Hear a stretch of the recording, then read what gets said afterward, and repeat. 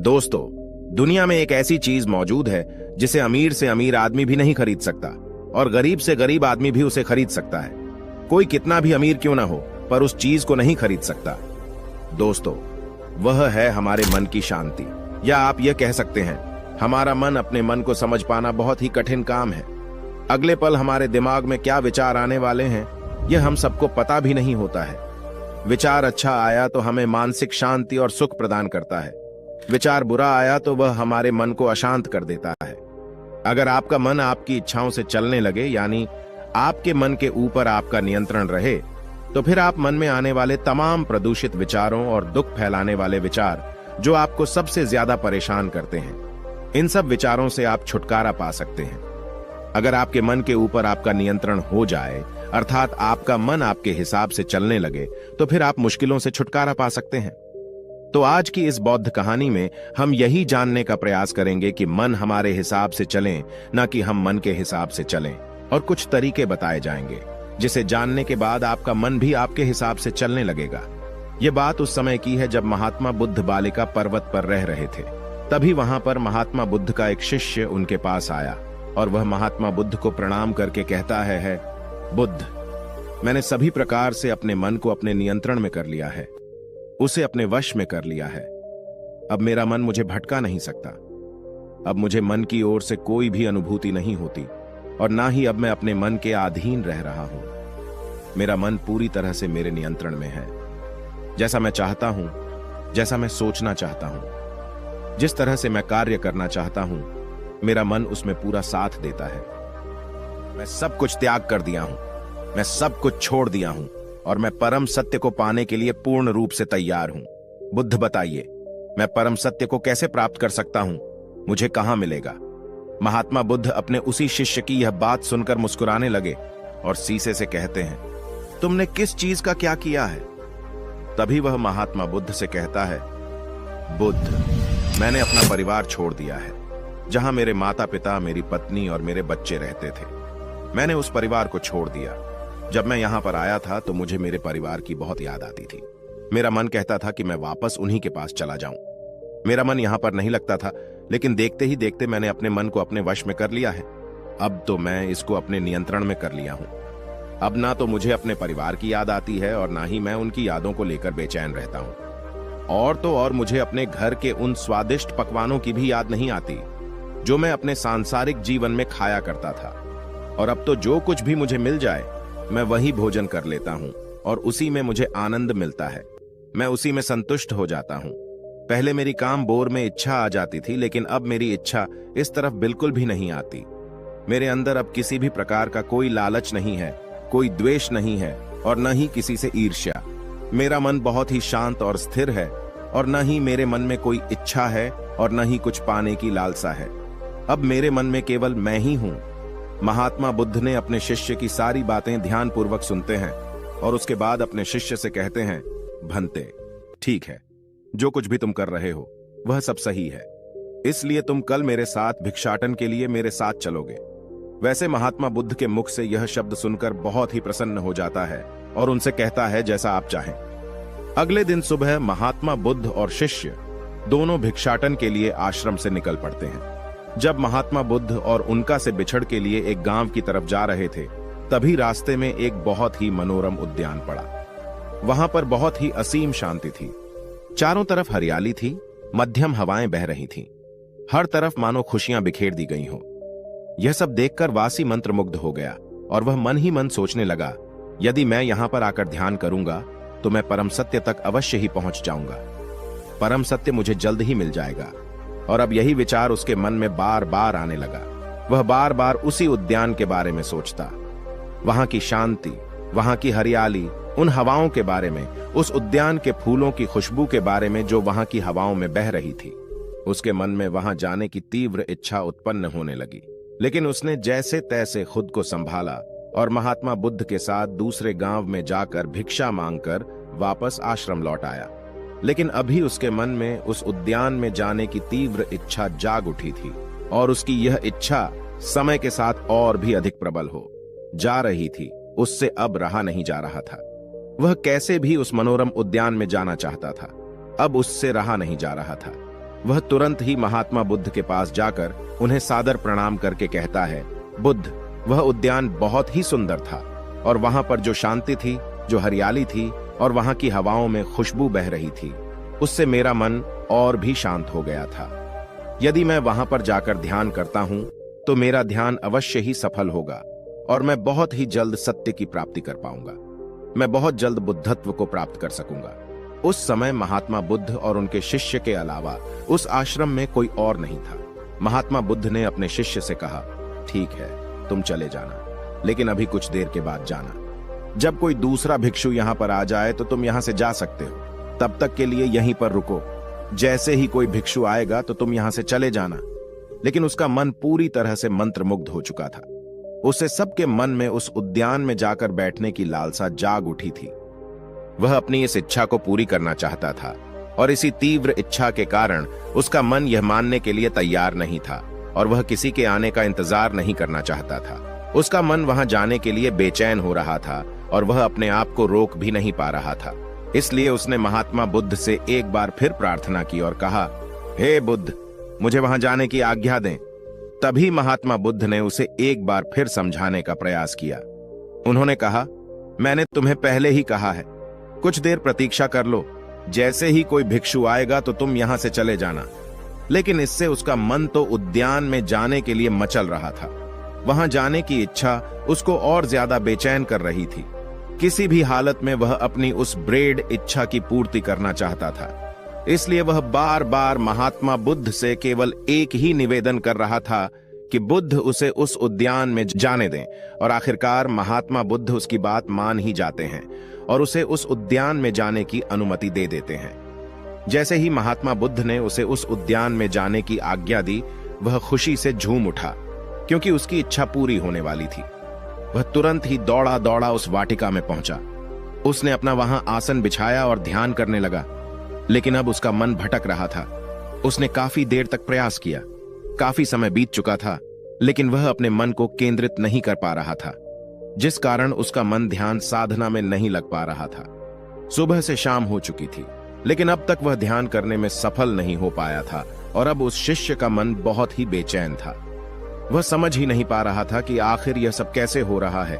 उसका मन उसे पूरी तरह से नियंत्रण में कर रखा है। वह सोचने लगा, मेरा मन तो मेरे बस में था, जैसा मैं चाहता था या बिल्कुल वैसा ही करता था, तो आज मैं ध्यान क्यों नहीं कर पा रहा हूं? उसे अपने इस प्रश्न का उत्तर चाहिए था, जिस कारण वह शाम को वापस महात्मा बुद्ध के पास पहुंचा। महात्मा बुद्ध के सामने उपस्थित हुआ और उन्हें प्रणाम करके महात्मा बुद्ध से कहता है, हे बुद्ध, आज बहुत अजीब बात हुई जो मेरा मन पूरी तरह से मेरे नियंत्रण में था, जिस पर मैंने अपना नियंत्रण पा लिया था। आज वही मन मुझे भटका रहा था। मैंने कई बार ध्यान करने की कोशिश की, कई बार अपने मन को केंद्रित करने की कोशिश की, लेकिन मेरा मन मेरे काबू में आ ही नहीं रहा था। वह मुझे यहां वहां की बातें दिखा रहा था, मुझे पुरानी यादें दिखा रहा था। वह मुझे भटकाने में लगा हुआ था। फिर भी मैंने हिम्मत नहीं हारी। मैंने सुबह से लेकर शाम तक इसे अपने वश में करने का पूरा प्रयास किया, लेकिन फिर भी मैं इस पर काबू नहीं कर पाया। जबकि मैं वहां ध्यान भी किया था, लेकिन फिर भी ऐसा क्यों हुआ? तभी महात्मा बुद्ध अपने शिष्य को समझाते हुए कहते हैं, भंते, अगर कोई व्यक्ति झूठ बोलता है, चोरी करता है, पाप करता है, और अगर उस व्यक्ति की आंखों पर पट्टी बांध दी जाए, उसके हाथ पैर बांधकर उसे कारागृह में डाल दिया जाए, तब क्या ऐसा व्यक्ति सत्यवान और ईमानदार हो सकेगा? क्या वह झूठ बोलना बंद कर देगा? क्या वह दानी बन जाएगा? इस पर शिष्य कहता है, ऐसा कैसे हो सकता है? यदि व्यक्ति झूठ बोलता है, वह पापी है, चोरी करता है, लोगों को धोखा देने में उसे मजा आता है, और यदि उसके हाथ पैर बांधकर, उसकी आंखों पर पट्टी बांधकर उसे किसी कारागृह में डाल दिया जाए, तो वह और भी कठोर हो जाएगा, और जब वह वहां से बाहर निकलेगा तो और लोगों को परेशान करेगा। ऐसा व्यक्ति भला कैसे ईमानदार और सच्चा हो सकता है? और ऐसा व्यक्ति कभी कोई दान नहीं कर सकता। वह जो पहले था वही रहेगा। तभी महात्मा बुद्ध मुस्कुराने लगे और अपने उसी शिष्य से एक बार फिर कहते हैं, मान लो अगर कारागार का द्वार खुला हो और पहरेदार सोया हुआ हो, तो क्या ऐसा व्यक्ति कारागार से भागने का प्रयास नहीं करेगा? इस पर वह से कहता है, हां बिल्कुल, वह कारागार से भागी जाएगा, क्योंकि वह एक अपराधी है। वह ज्यादा दिनों तक बंदी बनकर रहना कभी नहीं पसंद करेगा। उसे अपनी आजादी पसंद है और उसे लोगों को परेशान करना भी पसंद है, इसलिए वह उस कारागृह में रह नहीं पाएगा। यदि उसे ऐसा अवसर प्राप्त होगा तो वह अवश्य ही वहां से भाग जाएगा। तभी महात्मा बुद्ध ने कहा, तो क्या वह कारागृह से भागने के बाद सत्यवान हो सकता है? क्या वह सत्य बोलेगा? क्या वह ईमानदारी की राह पर चल सकता है? क्या वह दानी बन जाएगा? महात्मा बुद्ध के इस सवाल का जवाब देते हुए वह शिष्य कहता है, वह भला ऐसा कैसे हो सकता है? वह तो अपराधी है, गुनाहगार है, जिसे लोगों को परेशान करने में मजा आता है, जिसे चोरी करना अच्छा लगता है। वह भला सत्यवान कैसे हो सकता है? वह भला ईमानदारी की राह पर कैसे चल सकता है? वह तो असत्य ही बोलेगा, वह लोगों को तंग ही करेगा, लोगों को परेशान करेगा, क्योंकि उसे उसी में आनंद आता है। जब तक उसमें कोई परिवर्तन न हो तब तक वह उसी गलत राह पर चलता रहेगा। तभी महात्मा बुद्ध मुस्कुराने लगे और अपने उसी शिष्य से कहते हैं, भंते, जिस तरह से अपराधी कारागृह से भाग जाएगा, वैसे ही तुम्हारा मन भी कारागार से भाग चुका है। भला कारागृह में कौन रहना चाहता है? जब जिसे मौका मिलता है कारागृह से भाग जाता है। दुनिया की हर एक जगह अच्छी होती है, बस बदलाव खुद में लाना होता है। तुम्हारा ध्यान यहां पर भी लग सकता था, और जैसा पहले था तुम्हारा ध्यान लग भी रहा था। बस तुम्हें खुद को जागरूक करने की जरूरत थी कि जो वहां प्रगति थी वही यहां पर भी है। जो लोग पूजा पाठ करते हैं, जरूरी नहीं कि मंदिर ही जाएं तो ही उनका मन शांत हो। मन अगर शांत है तो घर भी मंदिर बन जाता है। बुद्ध कहते हैं, मन की शांति खोजना है तो खुद के अंदर जाने का प्रयास करो। बाहर के वातावरण में मन की शांति नहीं मिलेगी, मन भटकता रहेगा, तुम उसके पीछे भागते रहोगे। मन की शांति के लिए अच्छी जगह पर भागते रहोगे, पर कहीं भी तुम्हें शांति नहीं मिलेगी या मन तुम्हें भटकाता रहेगा। तुम उसके पीछे भागते रहोगे पर तुम्हें कभी भी शांति नहीं मिल पाएगी। इसलिए शांति लानी है तो खुद के भीतर जाने का प्रयास करो। इसके लिए खुद के भीतर की यात्रा करो। इंसान दिन भर भागता रहता है यहां वहां सिर्फ सुख पाने के लिए। अगर उसे थोड़ा सुख भी मिल जाता है तो वह और अधिक सुख पाने की इच्छा में भागने लगता है। जब उसे और अधिक सुख मिलता है तो वह उससे ज्यादा सुख पाने की राह पर निकल पड़ता है। ऐसे ही इंसान सुख पर सुख खोजता रहता है, पर उसे कहीं भी असली सुख और शांति नहीं मिल पाती है। इसलिए ध्यान में बैठने का प्रयास करो। असली शांति तो है तुम्हारे अंदर। जब तुम ध्यान में प्रतिदिन बैठने लगोगे तो धीरे धीरे तुम्हारा विचलित मन, भटकता हुआ मन स्थिर होने लगेगा। फिर मन की चंचलता दूर होती जाएगी और तुम्हारा मन तुम्हारे हिसाब से काम करेगा। जो तुम चाहोगे वही करेगा। महात्मा बुद्ध की यह बात सुनकर वह शिष्य तुरंत ही महात्मा बुद्ध के चरणों में गिर पड़ा और हाथ जोड़कर उनसे कहने लगा, बुद्ध मुझे क्षमा करें, बुद्ध मुझे क्षमा करें। वास्तविकता में मैं तो वहां पर ध्यान करने ही गया था, लेकिन वाटिका ऐसी थी कि किसी की याद दिला रही थी और मैं अपनी पुरानी यादों को दोबारा जीना चाहता था। इसी कारण मेरा मन अत्यधिक विचलित हो चुका था। मेरे मन में तीव्र इच्छा उत्पन्न होने लगी थी कि मुझे उस वाटिका में जाना चाहिए और अपनी उन यादों को एक बार फिर से जिंदा करना चाहिए। इसी कारण से मैं वहां पर ध्यान भी नहीं लगा पाया। मैंने बहुत प्रयास किए, बहुत प्रयत्न की, लेकिन एक बार भी ध्यान में उतर नहीं पाया। इस पर महात्मा बुद्ध ने कहा, भंते, मन को वश में करना नहीं होता है, न ही मन पर नियंत्रण पाना होता है, बल्कि इसे तो परिवर्तित करना होता है। हमारा मन बहुत चंचल होता है। जिस प्रकार जब कोई व्यक्ति किसी मछली को पानी से निकालकर जमीन पर पटक देता है तो वह तड़पने लगती है। दोबारा पानी में जाने के लिए ठीक उसी प्रकार व्यक्ति का मन होता है।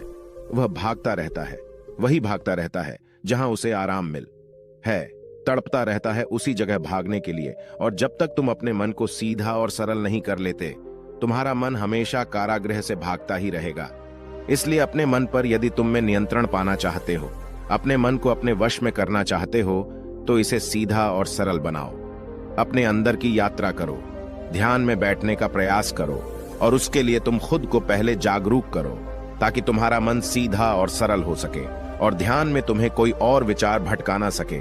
और यह प्रयास तुम्हें निरंतर करते रहना होगा जब तक कि तुम्हारा मन सीधा और सरल न सोचने लगे, अर्थात तुम्हारा मन शांत न होने लगे, तुम्हारे दिमाग में कोई और विचार न आए।